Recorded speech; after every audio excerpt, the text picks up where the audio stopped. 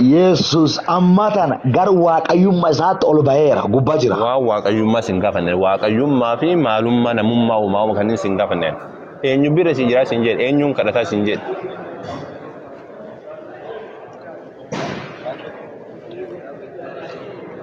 Kita aki ati tubate oni gotu akribi woni goota. Mi'a namoo si gaafadha. Gaafi reefu boleessi kennaleen taa'ee si gaafachuu jiru. Waa'ee teoloojii sun ta'aniyyuu si deebiseeni Yesus gar ulfinni isaa iddoo qara lakkiseetti achi ol deebi'eera. Gar waaqayyummaa isaa. Inni deebi'ee jedhi deebi'uu baatee inni deebi'ee jedhi qabadhu hojii deebi'ee jira jedhi qabadhu achumatti eenyu bira jira. Deebi'uu isa dhugeeffataatiin. Natti himtee jirtaa meebboo? Yesus waaqa nam tokko bira hin jiru inni waaqa waan ta'eef ol ba'eera gar ulfinni isaa gar teessoo isaatti ol ba'eera. Waaqa bira jiraa jedha kan macaafni dura dubbisee turteemi waaqa bira jiraa jedha waaqa harka mirgaa waaqa jiraa jedha hin dubbifne duratti ati kan keeta. Waaqa jechuun ilaal waaqa jechuun laasitti hima waaqa jechuun isa jechuun ilaal isuma namta sun keessa humni waaqayyummaa jira. Waaqummaan isaatii cuftin iyyuu naatinaaliin maan jedhe mee waaqa nu garsiise naani namni na arge yaa waaqa argee. Abumaa hojjaasaa mee kan abbu. La wasitti mobole. Esentu danda. Abumaa. Mobole sasitti malal. Naatinaal gida Yesus dukeessa hau. Me garam deemtatin gara deemtun beenu me abbanu garsiise de. Innaan inni akkan jedhe namni na arge abbaallee arge. Haa argu. Si galuutti jiru namni Kirist. Haa argu haga barbaade haa argu ani yoom kana seenchaan siin jedhe hin baasee samu jetti. Hin baasiniin. Abumaas hin jirtan isaa? Ustaz Daawit wajjin haasa'a.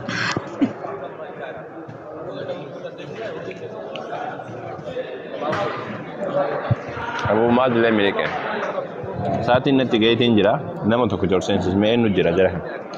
Abumaas hin deebisu.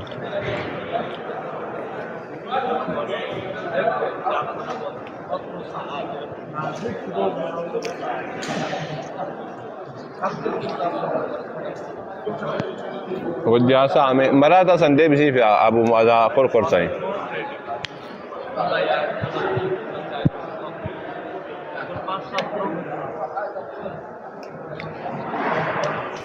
Daawit jirtu? Ani Daawit kana wajjin haasa'e. Halo.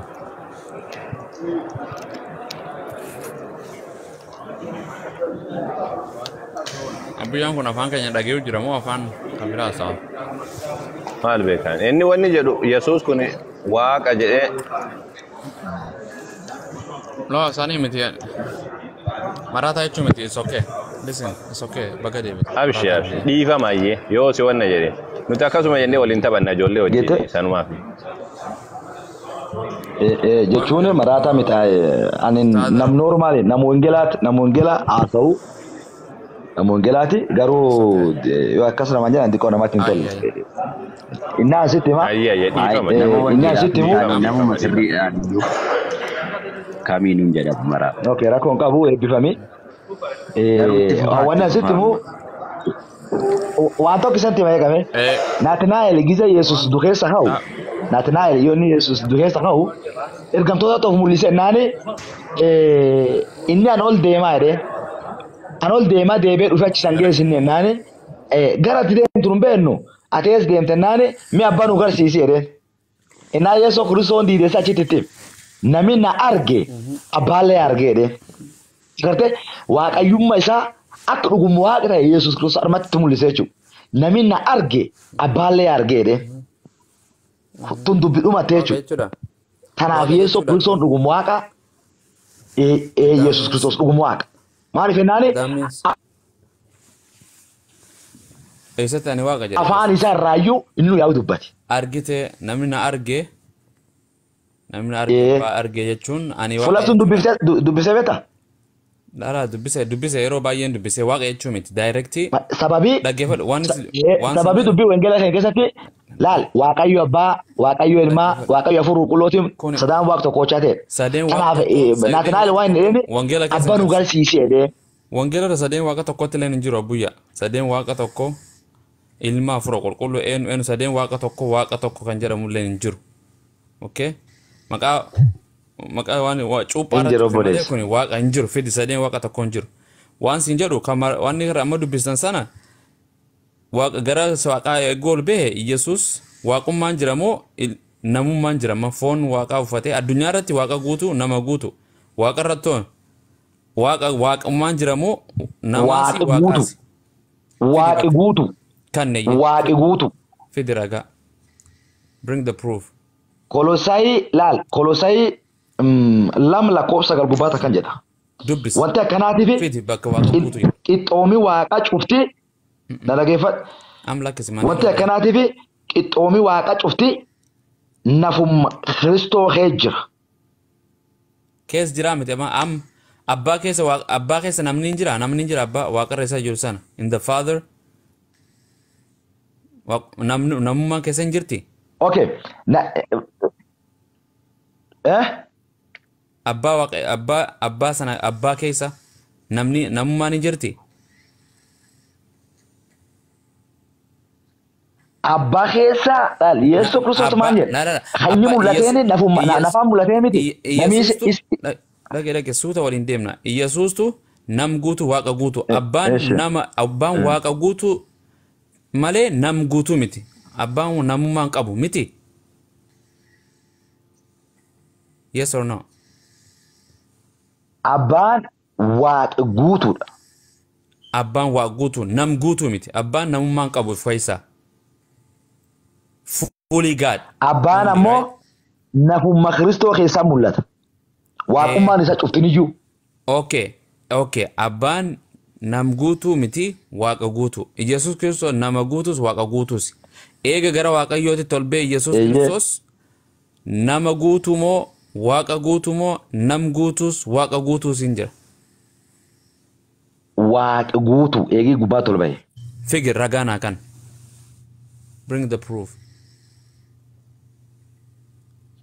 Okay. Dubbii waaqa waan siin jettu. Tomaasoo waan jedheeni. Fid ragaa kan. Yesuus waaqa guutu kan. Ufa sii dubbisaa. Waaqa irratti ragaan sii kan Yesuus Kiristoos eegi gara waaqayyootitti ol ba'e namummaan jira. Roomee 8:34 irraa. Gaaffiin isaa maal ture? Yesuus Kiristoos gara waaqaatti ol bahee waaqayyoo biraan taa'ee gara mirga waaqayyoo taa'ee waaqayyoon nu kadhachuu jira jedha. Asirratti illee gaaffii adii jalqaba gaafachuu jire. Wangeelatti ni amantu moo warri musliimaa? Wangeelatti ni amantaa'ee waan itti amanuu jira waan itti amanuu jira. Maali gaaffiin keenya sanii? Wangeela keessa Ay jechuun anis gaafan deebisu wangeelarraan deebisa jechuudha mitiire. Obbolees keen. Ayyee. Obbolees keenna eegi waaqayyummaa Kiristoos eegi feete waan isin jettu Yohaana mul'isanii deeme. Yohaana mul'isanii 1:8. Yohaana mul'isanii nagaa jirtaami? Ndagaa. Isa deemtee dhufte. Mul'ata Yohaana 1:8 gaaf deemtu. Abbo waaqi guddaan waan jedhu. Abbaa guddaa. No Alfaa fi. Yesuus waaqa guutuu akka ta'e kanneen siin jedhee bara.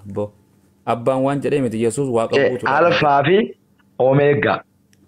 Yesuusi. Laala Alfaa fi Omeegaa. Jalqabaa fi ammallee kan jiru jechuudha. Eegi kan ta'e jalqabaa fi ammallee kan jiru maaliidha? Waaqi guddaa yaadhaa jechuudha.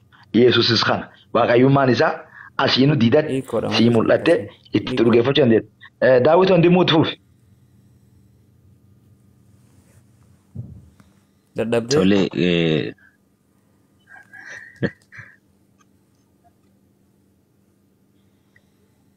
Yesuus waaqummaa isaatiin jira jedheetan. Yesus waaqummaa isaa guutuudhaan jira jechuudha. saddeet soddomii afurra jiru kuni mirga waaqayyoo waaqa irratti mirga waaqayyoo taa'ee waaqayyoon nu kadhachuu jiraa jedhe. Waaqummaan jira moo namummaan jira moo waaqni inni kadhata kun kami? Mirga waaqayyoo nu taa'ee eega ol ba'e samii irrattis waaqa irrattis waaqa kadhachuu jiraa jedha. Wangeela keessatti yeroo baay'ee waaqayyo jedhamee iddoon itti waamamu waaqa abbaadha. Abbaa jedhee immoo iddoon itti wangeelli iddoon baay'ee itti waamamoo jira. Waaqa abbaa, waaqa ilmaa, waaqa hafuura qulqulluu jennee itti waamanna jechuudha. Wangeellis akkasitti nu ka'a jechuudha. Kanaafii waaqayyo gaasirratti jiru waaqa. Lafarratti akkasii waamama malee waaqa irratti eega ol ba'ee waaqayyo kan bira jira. Waaqayyo ilmaa bira moo waaqayyo abbaa bira moo waaqayyo ilma namaa bira jira. Yesuus Kiristoos eega addunyaa hafuuraa keessa jira tokko lama sadeetti tokko lama sadeetti keessa jechuu miti. Waaqarra. Dubbise waan kana dubbisime dubbisee bakka sana. Jechuu yeroo. Tole si dubbisuu danda'a. Yeroo baay'ee tokko wangeelli waggaa barreeffamu jecha hafuuraa yookaan immoo afaan hafuuraa waan ta'edha jira. Jechuun akkaataa isaan itti ibsaniin adda baasuu danda'u qabda malee akkuma achirra jiruun jechatti fudhachuu dhiisuu dandeessa. Maaf akkuma achirra jiru fudhanna malee akka yaada keetiitiif kiyyaa miti. No, akka yaada keenyaatu jechuutu hin taane gaafa waan tokko itti mul'atu gaafa barreessanii akka namaaf galuu yookaan immoo akka nuuf galuuf jedhameetu kaawwamaadha malee akka sanatti jiraachuu dhiisuu danda'a sii galee. Garuu wantichi akka inni nu mul'atu addunyaan qaama tokko miti. Nama yoo jedhe namumaa miti.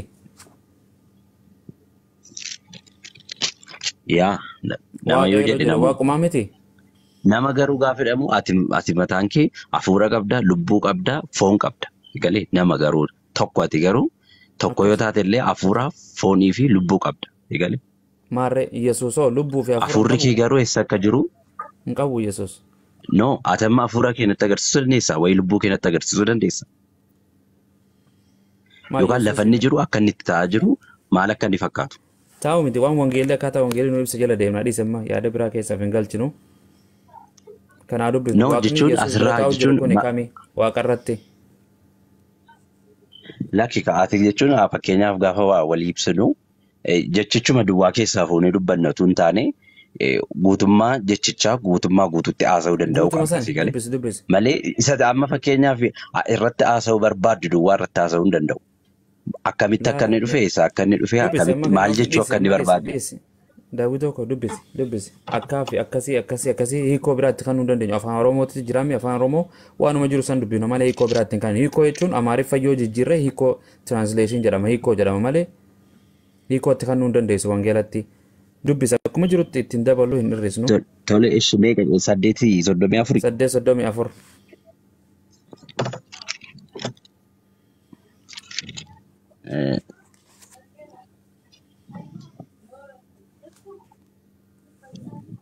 Eenyutu itti faradaree erga Kiristoos Yesuus du'aa kaafame immoo gara mirga Waaqayyootti argamee Waaqayyoo nuuf kadhatee kan itti faradu hin jiruudha. Eeyywaa. Eega du'aa kaafame Yesuus Kiristoos gara Waaqayyoo ol fuudhamee miti? Gara Waaqayyoo Abbaa? Eeyyee. Okay, gara eessaan jira mirgaan du'aa kaafameeraadha. Du'aa kaafameera jedhamti. Kaafame gara eega kaafame gara mirga abbaatti ol fuudhamee miti. Du'aa kaafame booddee gara mirga abbaatti ol fuudhamee jedha. Ol fuudhame. Okay, gara mirga abbaa jira miti? Eeyyee. Gara mirga abbaa taa'ee ol beera gara maal godhu jira? Okay, maal godhu jira? Maal godhu jira? Nuuf kadhataa jedha. Eenyu nuuf kadhataa jira? Eenyu nuuf kadhata? Waaqayyo abbaa nuuf kadhata. Eeyywaa, Yesuus waaqaa miti jechuudha. Waaqa kam kadhata ree? Eega ol beeyis. No, Yesuusis waaqa jechuudha. Maal qo'ee gara. Okay, waaqa lamaan wal bira jira jechuudha. Waaqni abbaan gara mirga abbaa. Waaqa tokkodha. Akkam Yesuus waaqaa miti? Yesuus waaqaa miti? Yesuusis waaqayyoodha. Waaqa abbaa. Waaqa lama utuu hin taane qo'ee dhaggeeffatu. Kabitaan jiru Ati Yohaannis irratti Yesuus waan inni jedhe. Sanii kanarraa Bitaaf mirga jechuun kanarraa xumuruu qabna. Bitaaf mirga jechuun mirga jechuun asitti waa'ee aboo dubbataa jiraadha malee waa'ee dhaqee abbaan asiin ta'a mirgi immoo taanee mirga irra ta'a jechuudha. Bitaaf mirga sanuun beeku. Mirga jechuun maal jechuu? Mirga jechuun aboo jechuudha. No, fidi bakka mirga jechuun aboo jechuu kan jedhu. Okay, waa tokko sitti maakko kanaafan sila asirratti akkaataa itti barreeffame beekuu qabda. No, hiikoo biraa akka mirga jechuun aboo jechuu kan jedhu.